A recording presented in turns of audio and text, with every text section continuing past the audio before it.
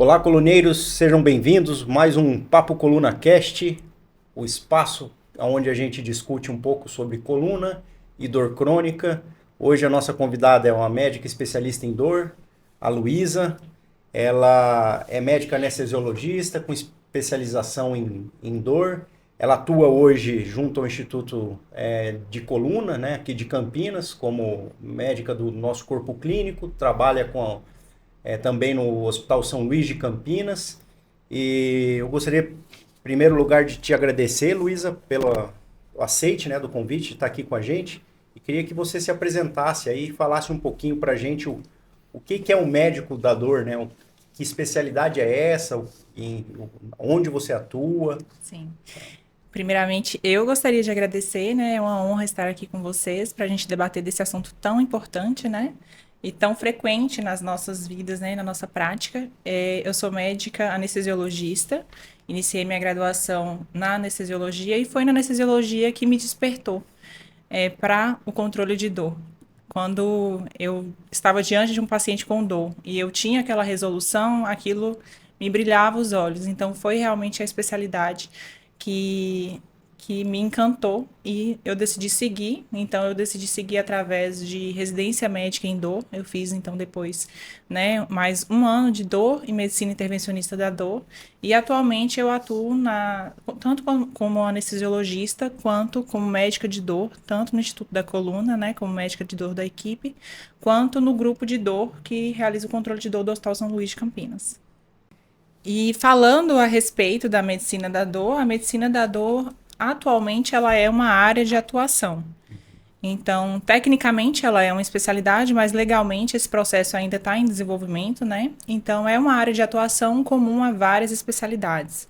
Tanto anestesiologistas, como é o meu caso, que sou anestesiologista, quanto neurocirurgiões, ortopedistas, neurologistas, reumatologistas, clínicos e algumas outras áreas que podem atuar com o controle de dor.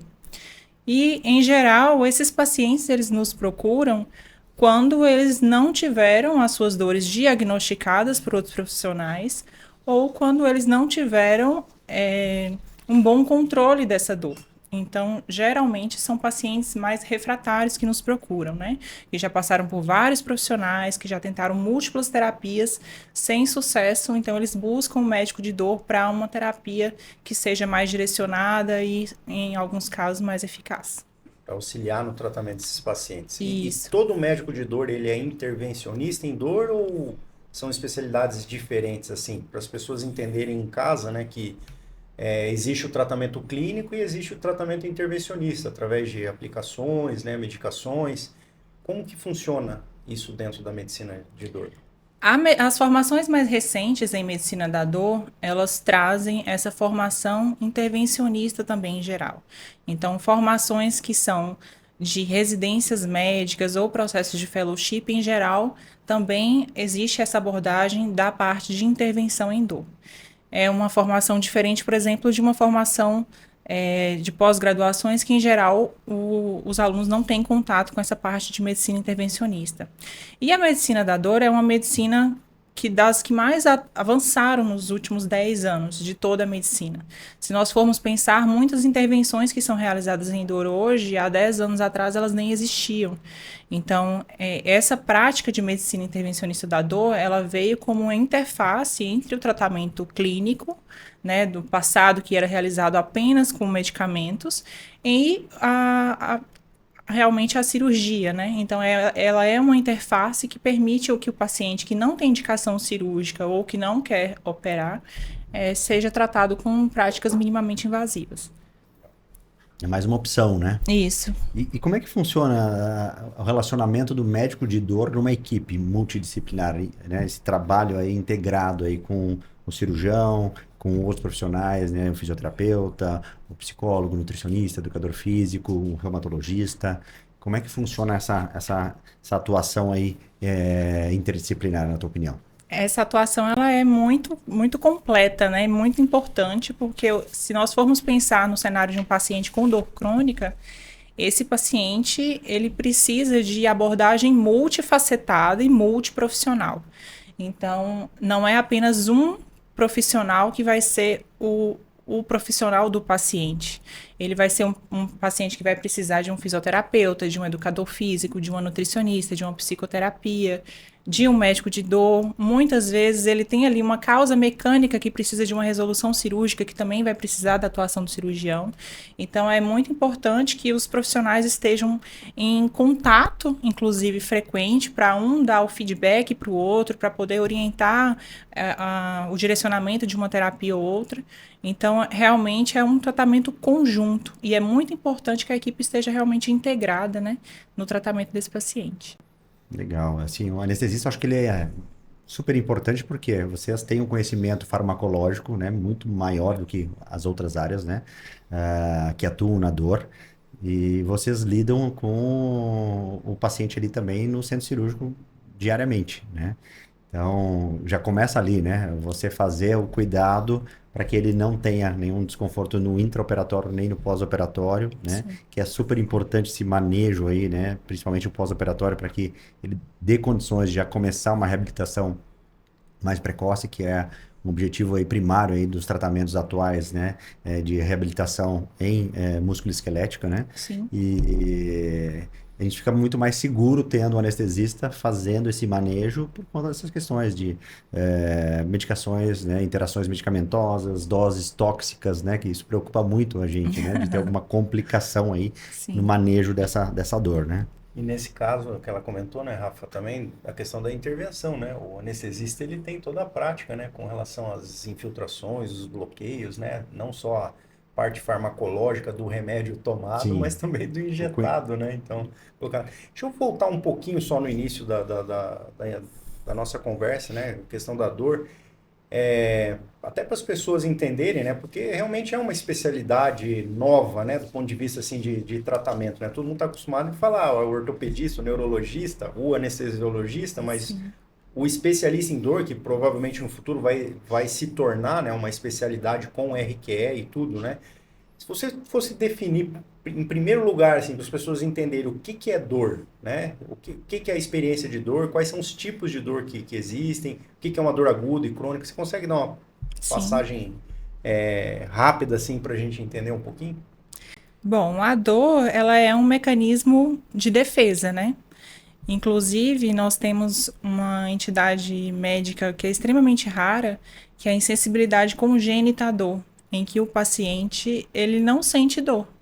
Então, geralmente é descoberto quando o paciente é, né, na sua tenra infância, né? Ele passa por algumas fraturas ou algumas lesões e ele não sente a dor. Então, isso, apesar de parecer, a princípio, algo bom, na verdade, coloca o paciente em extremo risco, porque ele deixa de se defender, né? Então, em geral, inclusive, esses pacientes, eles tendem a falecer cedo, porque eles passam por lesões graves que não sentiram dor. Então, assim, a dor, ela é um mecanismo de defesa. Essa dor curta, essa dor rápida, né? Que é uma dor que, por exemplo, o exemplo clássico, nós colocamos a mão no fogo. Então, sim, coloquei a mão no fogo e doeu, eu retiro a minha mão. Eu retiro a minha mão porque doeu e eu também tento protegê-la para que nada mais a machuque. Então, eu estou protegendo e eu estou me defendendo. Então, a dor aguda é essa dor rápida, essa dor que tende a durar dias ou semanas, né? Uma dor que acontece, por exemplo, após uma fratura, após uma cirurgia, que ela tende a se resolver com a resolução do fator que a desencadeou. Então, foi uma fratura, eu fiz a correção da fratura, essa dor tende a melhorar. Essa é uma dor pós-operatória, ela tende a melhorar no período ali de recuperação da cirurgia. Quando esse processo de cicatrização, ele não se dá em até 3 meses, por que 3 meses? Porque em até 3 meses os nossos tecidos todos do corpo já tem que ter passado por cicatrização. Então, se a gente tem uma dor que ela perdura por mais de 3 meses em um ano, nós dizemos que essa dor ela se tornou uma dor crônica. Nesse caso, essa dor ela não tem mais um mecanismo de proteção, né? Ela só causa incômodo de fato, né? Nós dizemos que a dor ela se tornou a própria doença. E aí está a diferença entre uma dor aguda e uma dor crônica. É uma diferenciação temporal. Acima de 3 meses em um ano, nós estamos lidando com uma dor crônica. E você falou um conceito interessante, né? A dor se tornou a própria doença, né? Toda dor ela tem que ter uma origem ou ela por si só ela pode ser uma como você mesmo falou, uma doença e o diagnóstico desse paciente ser dor? A dor, ela é uma experiência desagradável, né? Que então pode o paciente sofrer a dor e ela pode ter uma causa orgânica. Então, algumas patologias, como por exemplo a fibromialgia, ela não tem uma causa orgânica. Não é possível uma confirmação laboratorial ou uma confirmação por imagem, né? Então, algumas dores elas têm causas orgânicas identificáveis e outras dores elas não têm causas identificáveis. Falando um pouquinho sobre fibromialgia, né? Fala um pouquinho pra gente, é uma doença muito comum, mais comum nas mulheres, né? Mas a gente tem uma gama grande, né, de homens também com esse problema. Fala um pouquinho o que é essa doença e quais são os sintomas mais comuns aí. Bom, a fibromialgia, ela é a principal doença, né, do grupo dentre as doenças nociplásticas e é um diagnóstico muito frequente na nossa prática, né, de medicina da dor. E ela é caracterizada principalmente por uma dor generalizada, que pode ser associada a uma diversa gama de outros sintomas, sendo que o outro segundo mais prevalente, né, é a fadiga crônica, é o segundo sintoma que os pacientes mais nos referem. Também pode acontecer, por exemplo, um sono não restaurador, até alterações cognitivas, né? E o paciente tem uma limitação importante da sua qualidade de vida. E daí que vem a grande importância, né, da fibromialgia e do seu controle. A forma como esse paciente é afetado no seu dia a dia, com a sua família, no seu trabalho. E em relação à questão do diagnóstico, é muito importante a gente sempre bater na tecla que a fibromialgia é uma doença que não tem uma causa orgânica identificável. Então, a gente precisa, inicialmente, fazer uma cautelosa e uma criteriosa investigação para delimitar realmente quem é o paciente que tem fibromialgia e o paciente que não tem fibromialgia, porque diversos outros diagnósticos, como alterações na tireoide, como hipovitaminoses, como uso de medicamentos como estatinas, por exemplo, que podem mimetizar esse quadro da fibromialgia.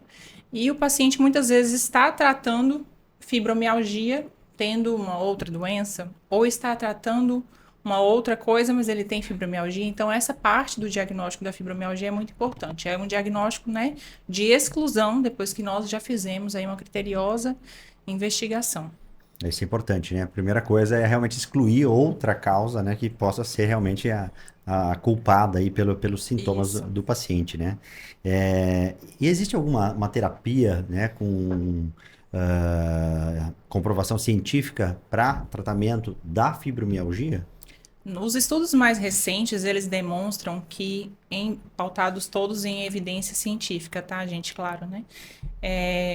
O tratamento a longo prazo, os pacientes que mais se beneficiaram, eles se beneficiaram de terapias não farmacológicas. Mas o tratamento, ele é dado em conjunto, né? Então, ele parte desde terapias não farmacológicas a terapias farmacológicas. Então, as evidências científicas, elas nos demonstram que os pacientes, se fossem tratados com terapias únicas, o que mais altera realmente a evolução da fibromialgia seria a atividade física. Essa é a prática que mais tem evidência científica. Mas nós nunca, em dores crônicas, direcionamos o paciente a uma terapia única. Muito pelo contrário, o paciente ele se beneficia de múltiplas terapias que todas juntas, atuando em várias vias, vão promover a melhora da qualidade de vida do paciente. Então, esse paciente ele vai se beneficiar tanto de mudanças no estilo de vida, e inclusive essa é uma parte crucial do tratamento.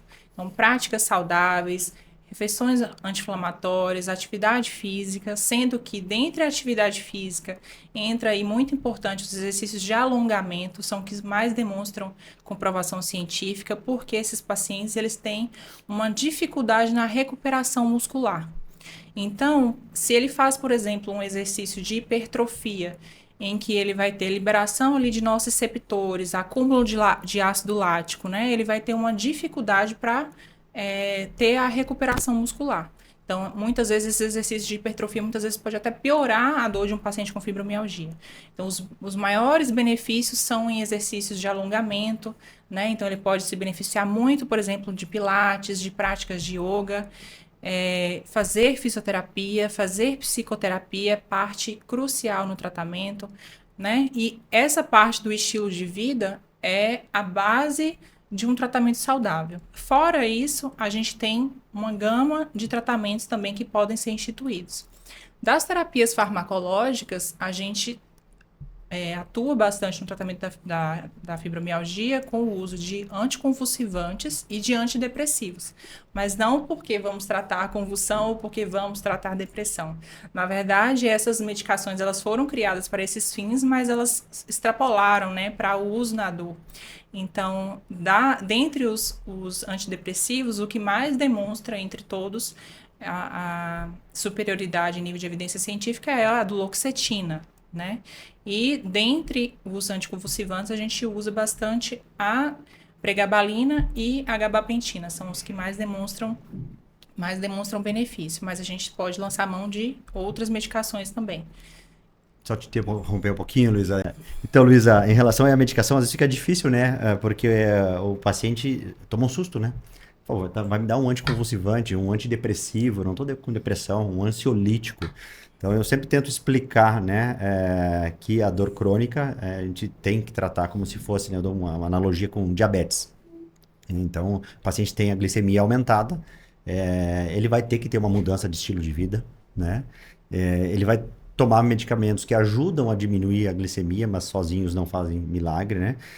E a dose desse remédio que vai diminuir a glicemia dele, né? Ou se ele vai precisar ter uma associação de outro remédio ou a troca por algum efeito colateral, vai depender do indivíduo. Então, é um teste, infelizmente, né? Não tem uma receita de bolo. Você tem que entrar com a substância, sempre fazendo, né, um aumento gradual e convencê-lo, né, que ele precisa, às vezes, né, de um modulador de dor para dessensibilizar um pouco o sistema nervoso, para que ele consiga realmente, né, fazer a parte física, né, e fazer o tratamento não farmacológico, que é o que vai dar uma sustentabilidade aí na melhora. Às vezes é um desafio, né, no nosso dia a dia no consultório, né? O que tu acha, Ricardo? Como é que você lida com isso? Eu concordo com você. A abordagem é a mesma. Eu sempre digo para meus pacientes que quem tem dor crônica é igual quem tem pressão alta ou tem diabetes. Ela não toma o medicamento só quando a pressão está alta ou só quando o diabetes, né? Só quando a glicemia está alta, né? Tem que ter o controle. A angústia que eu vejo nos pacientes é que eles têm a ansiedade pela resposta rápida, né? Eles querem resolver e eles têm aquela ideia de que, poxa, eu tenho dor crônica, será que eu vou ter cura algum dia, né? E muitas vezes esse processo de cura, na verdade, é o controle da dor, né? Eu não sei como que você enxerga isso, mas assim, a terapia, às vezes multimodal ou não, ou a terapia interdisciplinar, mas eu acho que a principal questão é conseguir mostrar para esse paciente que ele vai ter controle, mas que dependendo do tipo de dor que ele tem, né, essa cura desejada talvez não seja alcançável, né? É isso mesmo ou você acha que existe cura, assim, para dor crônica, para fibromialgia? Na verdade, nós dizemos que as dores crônicas, elas não têm cura, elas têm controle, né? Quem vende essa ideia de que a dor vai ser curada, não está agindo com a verdade, né? A gente tem um controle de dor, mas não é porque a dor não tem uma cura, né? Como, por exemplo, a gente teve uma lesão e se curou dela. A gente está com a dor e a gente vai conviver com ela com qualidade de vida, com controle. Não é porque eu tenho uma dor que eu nunca vou ter uma qualidade de vida, muito pelo contrário. Pacientes com dor crônica cada vez mais alcançam níveis de controle de dor excelentes e passam a viver uma vida normalmente, né? Porque a dor crônica, ela tira muito da qualidade de vida da pessoa. Ela deixa de ser ativa, ela se limita, ela deixa de fazer uma viagem. Então, a dor crônica é muito do que o paciente perde. Então, a partir do momento que ele começa a perder muito, essa dor está limitando muito ele. Então, a gente sempre busca devolver a qualidade de vida do paciente e deixá-lo nos melhores scores de controle de dor possíveis para ele levar uma vida normalmente. Uma coisa assim que também a gente pode, né, trazer assim para discussão aqui para as pessoas, tá muito hoje na mídia e na moda o canabidiol, né? O paciente já chega para você perguntando sobre essas drogas, né? Essas medicações, né? Com esse princípio ativo, né? O que é que você pode contribuir para a gente aqui que é real, se ele tem realmente papel no controle de dor crônica, ou se ele está sendo hipervalorizado, assim, do ponto de vista comercial pela mídia e os pacientes acabam ficando à mercê do merchandising, digamos assim. Bom, o canabidiol, ele é uma vertente de tratamento extremamente eficaz quando está bem indicado. Então, não é para todas as dores, não é para todos os pacientes, né? Em geral, a gente tem indicações específicas para o seu uso e como uma terapia que não é uma terapia única, como, né, a gente já falou. É sempre importante a gente ter várias terapias e o canabidiol pode entrar como um adjuvante em cenário de outros tratamentos já vigentes, de patologias específicas, né?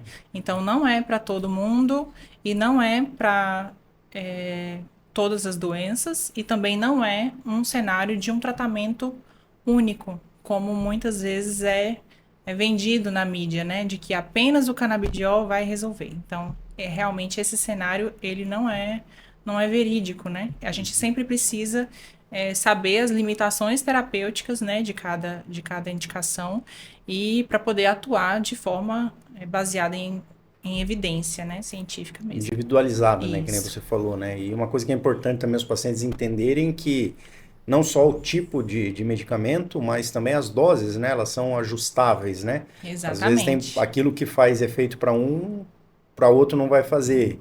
E aí dentro daquilo que você falou sobre cura, às vezes você consegue chegar num momento, se esse paciente está recebendo uma terapia, digamos, multidisciplinar, né? Tá fazendo outras coisas, que talvez consiga fazer o desmame de drogas e ele consiga, através de atividade física, controle nutricional, ficar com a qualidade de vida, com aquilo que ele espera e ter a dor controlada, né? Exatamente. Inclusive, o doutor Rafael comentou sobre essa questão de a gente não ter receita de bolo, e a gente realmente não tem. Então, cada paciente é único e, por isso, a gente tem que sempre individualizar os tratamentos, né? Eu costumo elaborar, junto com os meus pacientes na minha prática, um plano terapêutico. Então, diante do que eu examinei, conversei com o paciente através da anamnese, avaliei os exames dele, eu dei um certo diagnóstico para ele. Nós juntos vamos traçar um plano de tratamento que vai colaborar para a sua melhora. Então, nenhum plano de tratamento é igual ao outro, cada paciente é único e isso, inclusive, vem das suas particularidades individuais.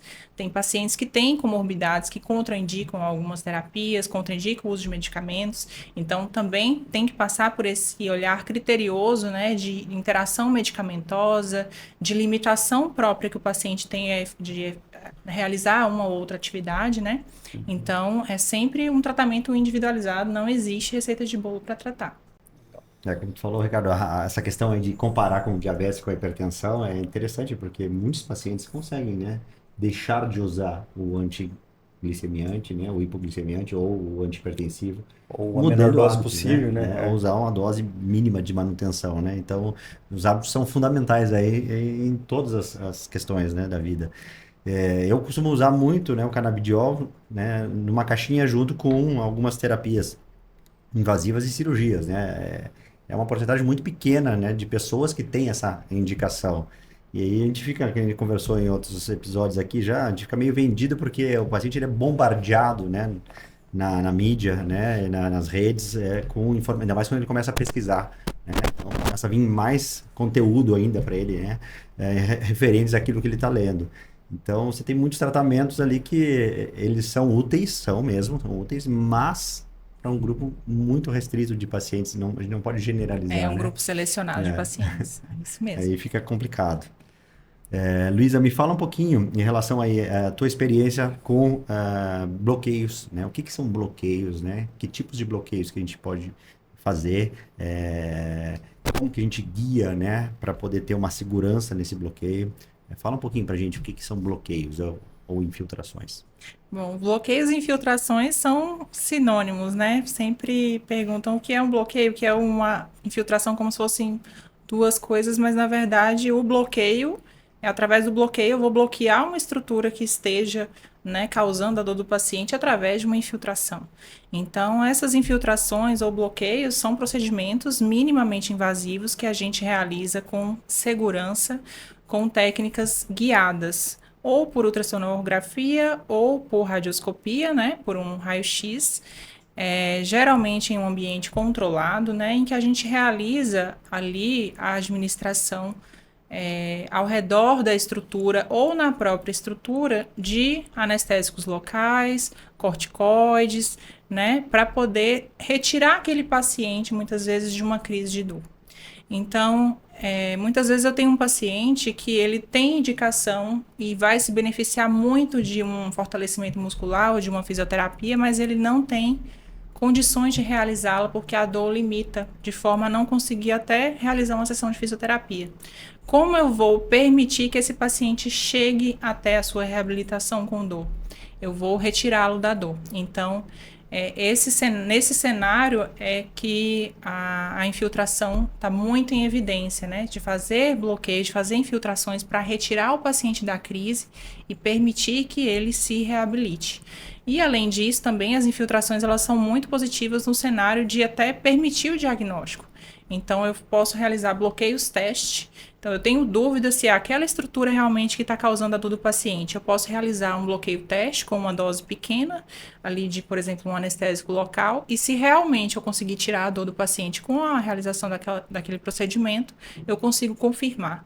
Então, é uma estratégia que pode ser diagnóstica, quanto também terapêutica, sendo que tem um benefício enorme nesse cenário de um paciente que está em uma crise aguda de dor.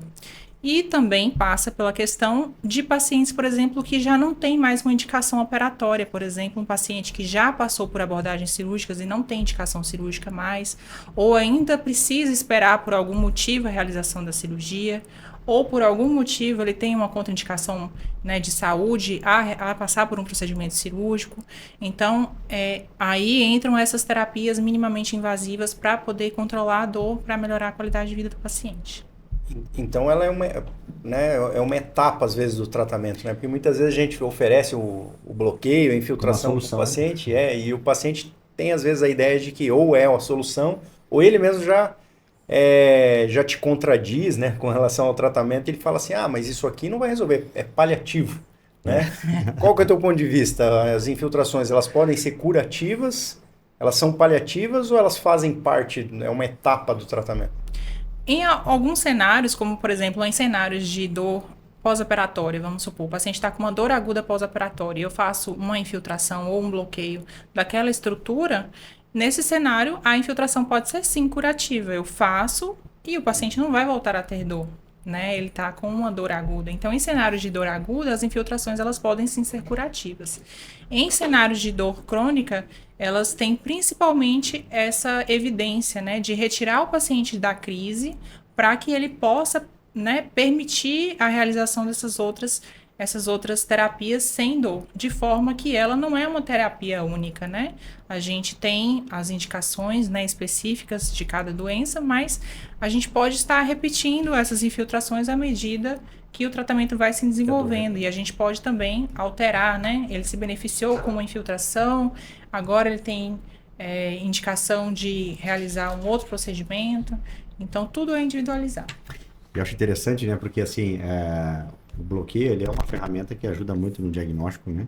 E o paciente se pergunta, né? Tá, mas quanto por cento que vai melhorar? Não tem como, né, a gente garantir a melhora, mas ele cria essa janela de oportunidade de você poder se cuidar, né? Sim. Então, ele tem eu acho, um dos principais objetivos ali é ser diagnóstico, ele ajuda, né, quando você tem dúvida realmente de quem que é o causador daquela dor específica ali, mas ele te dá essa janela de oportunidade para poder cuidar e sair desse quadro que está arrastado ou que não está evoluindo porque a dor não deixa, né? Perfeito. Uma coisa que é interessante também, né, falando, né, você passou aí pela terapia medicamentosa, falou um pouco sobre a terapia minimamente invasiva através de injeções, E como dor é algo muito prevalente na sociedade, né, atual, se a gente considerasse o sintoma dor, acho que como uma doença é mais prevalente do que qualquer outra Sim. coisa, né? A gente já conversou em outros episódios aqui, por exemplo, lombalgia, né, dor nas costas, né? A gente cansa de ver artigos falando de 80% da população experimenta dor na lombar algum dia na vida. É a segunda causa mais importante ou mais frequente de visita a consultórios. No Brasil, né, ano passado foi a principal causa de Principal absenteísmo, causa, né, de né? falta. Então está surgindo muitas terapias, surgindo muita coisa, né, para tratamento de dor, centros multidisciplinares de dor. E dentro desses centros, assim, a gente vê que tem praticamente de tudo ali, né? Tem o atendimento, tem a parte o médico, né? A parte nutricional, a psicologia, que é o que a gente está tentando trazer. E existe muita coisa que a gente não sabe bem assim, ainda como que funciona, por exemplo, questões às vezes de lasers, de é, equipamentos, né, de tecnologia, o que a gente chama de gadgets. O que existe hoje? Algo que tenha comprovação com relação a esses gadgets que são usados aí nessas clínicas de dor ou ainda não, carece de evidência para esse tipo de tratamento assim, tecnológico, digamos assim? Eu não entendi o que que você tá falando. Perdão. Da tecnologia, de Tecnologia, laser, luz, você vê que tem um laser, monte de coisa onda aí de de choque, tratamento, Ah, onda de sim. choque, Entendi. essas coisas assim. essas coisas assim. Tem evidência ou não tem, Que ou o isso não pessoal tem, funciona né? para nada, porque Aqueles tem estimulação lugar eletromagnética transcutânea, então cada vez estão vendendo, transcraniana, entendeu? aqui Essas coisas. embaixo, se passar aqui tem um capacete com luz ali Exatamente para Nossa isso, dor. senhora, exatamente eu não isso. tô, não Cuidado tô, que você eu vai não tô falar nem disso, vendo né? essas.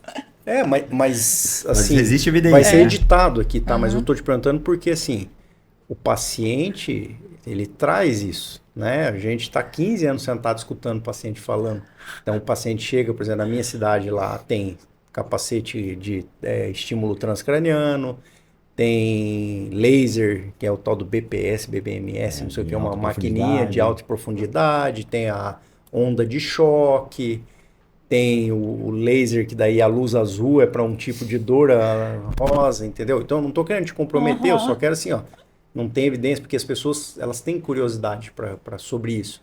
A temperatura, por exemplo, eu tenho lá em Joinville tem a clínica lá que o cara faz, ele bota o paciente com uma luz, aí bota as botas de aquecimento pneumático na perna, tem a câmara hiperbárica hoje, que é o oxigênio Sim. terapia para tentar melhorar a dor, entendeu? Aham. Então, São terapias assim, complementares.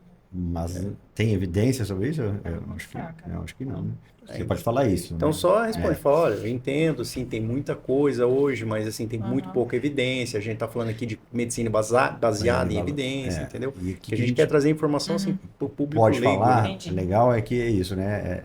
Às vezes fazer o simples bem feito, ou, entendeu? Feijão com arroz, dá mais resultado que você ficar buscando tecnologias e coisas mirabolantes que ainda não temos respaldo para não se comprometer, entendeu? Que a gente não tem ainda uma evidência clara que isso realmente, né, pode ser que se E prove aí no futuro, mas ainda só para dar continuidade naquilo que a gente vai perguntar depois para você, né? Eu só queria que você esclarecesse isso de forma assim prática, para as pessoas não ficarem indo atrás de ouro de tolo ou promessa, né, de charlatanismo.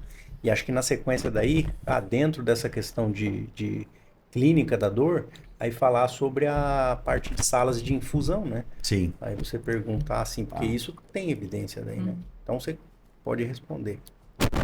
Bom, nós sempre aplicamos na nossa prática, né, o que a gente tem de mais robusto na medicina baseada em evidências.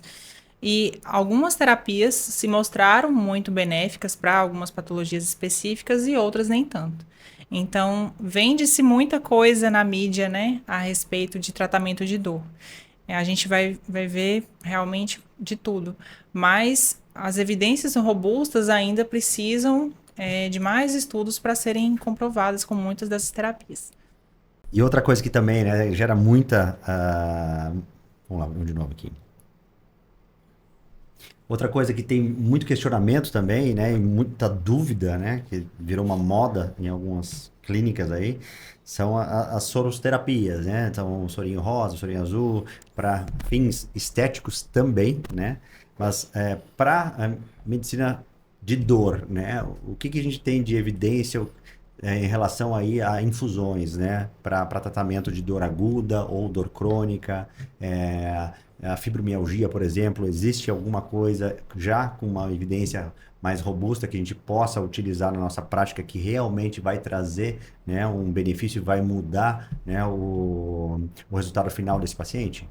Nós temos sim, nós temos principalmente o bloqueio simpático venoso, né, o famoso BSV, que ele consiste justamente em uma infusão alvo controlada, né, de medicamentos através da veia.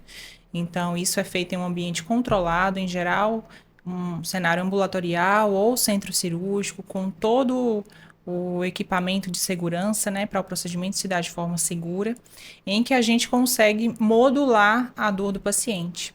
E tem uma indicação muito precisa tanto para dores agudas quanto para dores crônicas, né? Em cenários de dor aguda, por exemplo, pós-operatória, a gente consegue poupar opioide, né? Reduzir a carga medicamentosa do paciente e ter um bom controle da dor.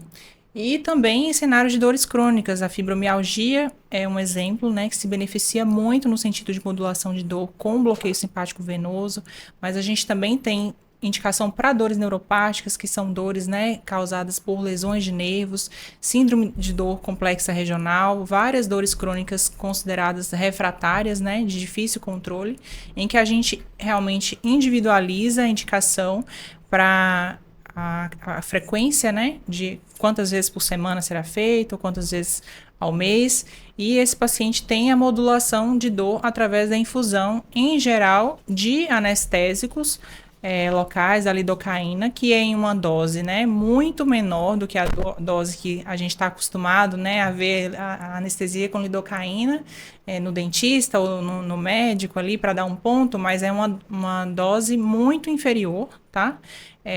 Do que a dose anestésica, são doses analgésicas e anti-inflamatórias, então, dessas medicações, e as principais usadas são a lidocaína e a ketamina, né? Legal. Falando isso, você tocou no assunto dos opioides, né? Isso quem tem dor crônica nos Estados Unidos é um dilema. Hoje, até para entrar lá, se você entrar com opioide, se não tem uma receita, e mesmo com a receita, isso pode dar um problema de deportação, né? Aconteceu agora, né? O tramadol então, ali, né? Pois é, então uma coisa que é do dia a dia, o paciente às vezes usa, porque eles tiveram realmente, né, um problema muito grave do uso indiscriminado aí de opioides, principalmente de alta potência, com maior risco aí de dependência química. Qual que é a tua opinião em relação aí ao uso do opioide em dores crônicas, né? Como que a gente consegue manejar, né, às vezes uma dor de maior intensidade, sem precisar, né, lançar mão de um opioide de alta potência, por exemplo? Bom, os opioides, eles são muito importantes, né, na nossa prática. É uma das medicações que nós mais usamos na medicina da dor e ele é muito positivo, né? Em vários cenários, o paciente realmente precisa do controle da dor com o opioide. Então, ele não pode também ser visto como um vilão, algo a ser evitado. Ele tem a sua indicação que precisa ser precisa, né, para aquela patologia. Então, opioides que têm muita evidência para tratamento de dor crônica, no caso, por exemplo, o tramadol, né, um opioide de baixa potência que tem ação tanto em receptores opioides quanto em outras vias de dor, como a via analgésica descendente, né, atuando na inibição da recaptação de serotonina, da noradrenalina. Então, opioides que agem em outras vias, não só na via dos opioides, eles se mostram muito benéficos no tratamento de dor crônica. E eles podem, inclusive, ajudar o paciente a sair de uma crise ali mais intensa de dor, também permitindo ali que ele possa, né, se recuperar ali de um cenário.